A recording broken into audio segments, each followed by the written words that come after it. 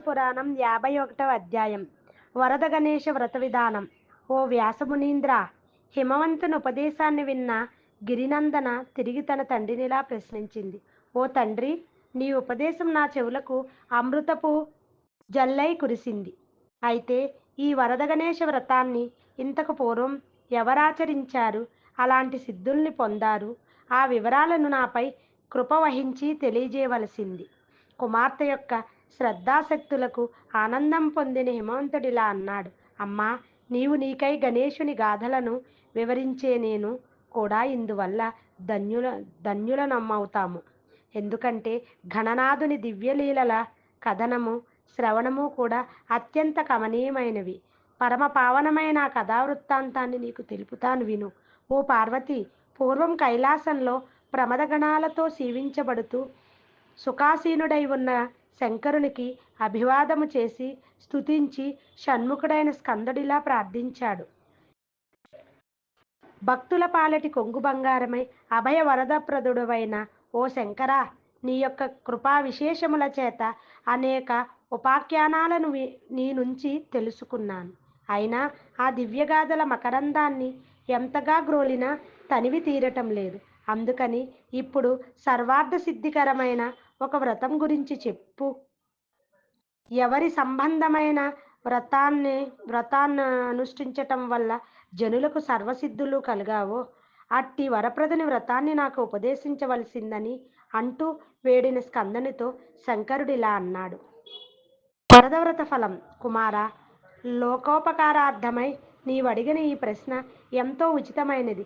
నీ యందు నాకు గల ప్రేమ వాత్సల్యాల వల్ల భూలోకంలో సమస్త మహాసిద్ధులను ఇవ్వగల వ్రతాన్ని గురించి చెబుతాను. అదే వినాయకుని వ్రతము. ఇది సర్వవ్రతాలలోకి శ్రేష్టమైనదే కాక అత్యుత్తమమైన ఫలాన్ని ఇవ్వగలదు. ఓ కుమార, యజ్ఞ దాన జప హోమాదులనే ఉత్కృష్టములైన సాధనాంగాల గురించిన ప్రసక్తి ఏమాత్రమూ లేకుండా సకల సిద్ధులను ప్రదానం చేసేది, పుత్ర పౌత్రాభివృద్ధిని కలిగించేది ఈ గణేశ వ్రతమే సుమా. ఈ వ్రత ప్రభావం వల్ల రాజాదిరాజులు, సమస్తమైన అధికారిక పురుషులు కూడా సులభంగా వశ్యులవుతారు. ఈ వ్రతానుష్ఠాన మహిమ అనేక జన్మార్జిత పాపకోటినంతటిని భస్మం చేస్తుంది. అంతేకాదు, ఈ వ్రత ప్రభావం వల్ల మానవుడు దుర్లభమైన ముక్తిని సైతం బడయగలడు. ఈ వ్రతము సకలార్థప్రదుడైన గణేశునికి అత్యంత ప్రీతిపాత్రమైనది. దీనితో సాటైన మరో వ్రతమేదీ లేదు.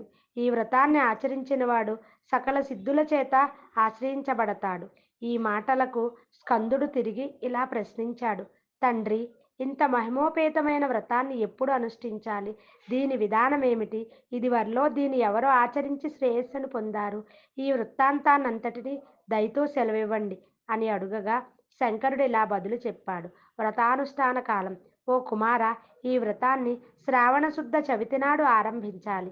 ఆ రోజున స్నాన సంధ్యాదులను గావించుకొని గురుగృహానికి వెళ్ళి సాక్షాత్ గణేశ స్వరూపిణిగా ఆయనకు సాష్టాంగ నమస్కారము, పాద్యము, ఆచమనము, వస్త్రములను సమర్పించి వారిని సంతుష్టపరిచి వారి నుంచి ఉపదేశంగా పొందాక వారి అనుజ్ఞతో ఈ వ్రతాన్ని ఆరంభించాలి. అక్కడి నుండి వచ్చి తన గృహంలో సుభాసీనుడై గురూపదిష్ట మార్గంలో ఈ వ్రతాన్ని ఆచరించాలి. దీనికై మృత్తికతో గజాననుని మూర్తిని తయారు చేసి ప్రతిదినము పూజించాలి. ఇలా భాద్రపద శుక్ల చవితి వచ్చే వరకు పూజిస్తుండాలి. వ్రత నియమాలు: బ్రహ్మచర్యము, హదశయనము, ఏకభుక్తము, నక్తంతో గడపాలి. ఉప్పు కారములను వర్జించి మధుర పదార్థాలనే భుజిస్తూ భక్తి శ్రద్ధలతో ఈ వ్రతాన్ని ఆచరించాలి. ప్రతిరోజు వ్రతం ముగిశాక గణేశ ఏకాక్షరి, షడక్షరి, చతురక్షరి, దశాక్షరి, ద్వాదశాక్షరులలో ఒక మంత్రాన్ని ఏకాగ్రచిత్తంతో జపించాలి. జపసంఖ్య. ఓ కుమార, ప్రతిరోజు ఇంత అని నియమంగా కానీ లేదా 10,000 కానీ జపించాలి. ఇలా జపం చేస్తూ గణేశుని హృదయ పద్మంలో ధ్యానిస్తూ సావధాన మనస్కుడై ఉండాలి. భాద్రపద శుక్ల చతుర్థి నాడు గజాననుని స్వర్ణమూర్తిని ఎలుక లేదా నెమల వాహనాన్ని చేయించాలి. వ్రత విధానం: ముందుగా పూజాస్థలంలో ఒక మండపాన్ని ఏర్పరిచి దానిపై ధాన్యం పోసి బంగారు, వెండి లేదా రాగి కలశాన్ని స్థాపించి దాని మీద ఇంకో లోహపు పాత్ర నుంచి దాన్ని వస్త్రద్వయంతో చుట్టుబెట్టాలి. ఆ కలశంలో పంచపల్లవాలను పంచరత్నాలను ఉంచి ముందుగా వీరపూజను చేయాలి. ఆ తర్వాత కలశం పైన గణేశుని మూర్తిని స్థాపించి మూల మంత్రాలతోనూ వేదమంత్రాలతోనూ గజాననుణ్ణి ధ్యానించాలి. పరమ ప్రీతితో ఆహ్వానించాలి. ఇలా ఆవాహన చేశాక గణేశమూర్తికి పాద్యము అర్ఘ్యము ఆచమనము మధుపర్కము సమర్పించి పంచామృతాలతోనూ ఆ తరువాత శుద్ధోదకంతోనూ స్నానం చేయించాలి. ఆ తరువాత ఎర్రటి వస్త్రద్వయాన్ని సమర్పించి యజ్ఞోపవీతాన్ని దివ్యాలంకారాలను సమర్పించాలి. గంధ పుష్ప ధూప దీప నైవేద్యాది షోడశోపచారాలతో గణేశుని అర్చించాలి. నైవేద్యం ఇక నైవేద్య ద్రవ్యాలు ఏమిటంటే గారెలు అప్పాలు లడ్లు అన్నపాయసము మొదలైన మధుర పదార్థాలను నివేదనగా సమర్పించాలి. హస్త ప్రక్షాళనం తర్వాత తాంబూలాన్ని సువర్ణ దక్షిణాధికాలతో సమర్పించి గౌరవించి ఛత్రం చామరం మొదలైన సకలమైన రాజోపచారాలను చేయాలి. నీరాజన మంత్రపుష్పాలను సమర్పించి అనంతరం గణేశుని సహస్రనామాలను పఠించాలి. ఆ తరువాత బ్రాహ్మణులను దానములతో సంతోషపరిచి ఆ రాత్రి నృత్య గీతాలతో జాగరణ చేయాలి. నాయన ఆ మరునాడు ప్రాతకాలంలోనే స్నాన సంధ్యాధికాలు చేసే ఇదివరకులాగే ఆ దేవదేవుని ఆరాధించి హోమం చేయాలి. ఇలా హోమం ముగించాక ఆ అధ్వర్యుని దక్షిణాధికాల చేత సత్కరించి తన శక్తి కొలిది 21 మందికి తగ్గకుండా బ్రాహ్మణ భోజనం పెట్టాలి. బీద సాధలకు అన్నదానం చేసి పిదప తాను బంధుమిత్రులతో కూడి భుజించాలి. ఓ స్కంద, ఇది ఈ పవిత్ర విధానం, ఈ వరదవ్రతం మానవులకు భుక్తి ముక్తి ప్రదము, సకల కామనలను నెరవేర్చగలదు. ఇందుకు దృష్టాంతంగా నీకో పురాతన ఇతిహాసాన్ని వివరిస్తాను. శ్రీ గణేశ పురాణం 51వ అధ్యాయం. కర్దమోపాఖ్యానం. ఓ స్కంద, పూర్వం మహాపరాక్రమవంతుడైన కర్దముడనే రాజు యావత్ భూమండలాన్ని పరిపాలించేవాడు. ధర్మబద్ధమైన అతని పరిపాలనలో ప్రజలు చిరకాలం సంతుష్టులై గడిపారు. అతని గుణగణాలకు మెచ్చిన దేవతలు అదృశ్య రూపంలో అతని కొలువుకోటంలో ఉండేవారు. ఒకనాడు మహాతపస్సంపన్నుడు త్రికాలవేది అయిన భృగు మహర్షి అతని గృహమునకు వచ్చాడు. తన సింహాసనం నుండి దిగ్గున లేచి ఆ మహర్షిని సాదరంగా ఆహ్వానించి ఉచితాసీనుణ్ణి చేసి పూజించి భోజనమిడి ఆ తరువాత స్వస్థచిత్తుడైన ఆ మహర్షిని ఇలా ప్రశ్నించాడు. ఓ మహర్షి, తాను త్రికాలవేదులు, మిమ్మల్ని ఒక్క చిన్న విషయమై ప్రశ్నిస్తాను. దయతో ఆ వివరం తెలియజేయండి. పూర్వజన్మలో నేనెవడను, ఏ పుణ్యం చేయటం వల్ల ఇలా నిష్కంటకంగా ఈ మహా సామ్రాజ్యం ఏలగలుగుతున్నాను. ఇది వరలో గాని ఇక ముందు గాని అట్టి వైభవాన్ని మరెవ్వరూ పొందలేరు. దేవతల చేత గంధర్వుల చేత కూడా పూజానీయుడు సాక్షాత్ యక్షుల అధిపతి అయిన అలకానాగరాధిపతి కుబేరుని మించిన సిరి సంపదలతో తులతూగుతున్నాను. 3 లోకాలలోనూ సర్వశ్రేష్ఠ వస్తువులన్నీ నా చెంతనే ఉన్నాయి. కనుక ఓ ఓ మహర్షి, ఏ పుణ్య ప్రభావంగా నీకివన్నీ సంప్రాప్తించాయో ఆ వివరం దయతో సెలవియ్యండి. ఓ పుణ్యమూర్తి, దాని వివరం చెబితే తిరిగి అలాంటి పుణ్యకర్మనే చేస్తాను. ఆ మాటలకు మందస్మిత వదనుడైన భృగువిలా అన్నాడు. ఓ రాజా, నీవు అడిగిన వివరాన్ని దివ్య దృష్టితో గ్రహించి తెలియజేస్తాను. కర్దముని పూర్వజన్మ చరిత్ర. ఓ కర్దమా, నీవు పూర్వజన్మలో ఒక దుర్బల క్షత్రియుడవై జన్మించావు. కుటుంబ పోషణమే గగనమై అనేక కర్మలు చేసేవాడివి. అయితే ఎన్ని విధాల శ్రమించినా నీ అర్జన సరిపోయేదే కాదు. దానికి తోడు భార్యాపుత్రులు కూడా నిన్ను అనేక నిష్ఠూరాలాడుతూ అనేక రకాలు బాధించే వారు. ఆ బాధ నుండి దూరమవటానికి ఎవరికీ తెలియరాని ఘోరారణ్యంలోకి వెళ్ళావు. ఆ అరణ్యంలో అటూ ఇటూ తిరిగి చిట్ట చివరకు సౌభరి అనే ఋషిని దర్శించావు. ఆయన సిద్ధాసనంలో కూర్చుని అనేక మునుల చేత సేవింపబడుతూ దుఃఖ నివారణకరమైన మహావిద్యను ఉపదేశిస్తుండగా వారిని దర్శించి భక్తితో సాష్టాంగ దండ ప్రణామాన్ని ఆచరించావు. అప్పుడు ఆముని నిన్ను ఆధారంతో ఉచితాసీన్ను చేశాడు. ఒక శుభతరుణంలో ఆ సౌభరిని ఇలా ప్రశ్నించావు. ఓ స్వామి, భార్యాబిడ్డల నిరసన వాక్యాలచే తీవ్రంగా నొచ్చి ఈ సంసార కోపంలో చిక్కుకొని అమితమైన క్లేశాన్ని అనుభవిస్తున్నాను. సుఖదుఖాలనే ద్వంద్వాలతో తీవ్రంగా పీడింపబడుతున్న నాకు ఈ సంసార సాగరాన్ని తరింపజేసే ఉపాయాన్ని సెలవీయండి. నాయన స్కంద. ఆ కర్దముని మాటలకు విచలితుడైన మహర్షి అతడి బాధా నివారణకై యోచించసాగాడు. కొంత తడవైనాక ఆ క్షత్రియుణ్ణి చేరబిలిచి ఈ విధంగా ఉపదేశించాడు. ఓ రాజా, నీ యొక్క సకల దుఃఖాలను పోగొట్టి సమస్త శుభాలను ప్రసాదించగల మహోత్కృష్టమైన వ్రతమొకటున్నది. దానిని వరద గణేశ వ్రతమని అంటారు. ఈ వ్రతాన్ని అనుష్ఠించి పూర్వం 4 వర్ణాల వారు బ్రహ్మ, క్షత్రియ, వైశ్య, శూద్రులు, ఋషులు కూడా సమస్త దుఃఖాల నుండి విముక్తులై సర్వసిద్ధులను పొందారు. ఈ వ్రతం చతుర్విధ పురుషార్థాలను నిస్సంశయంగా ఇస్తుంది.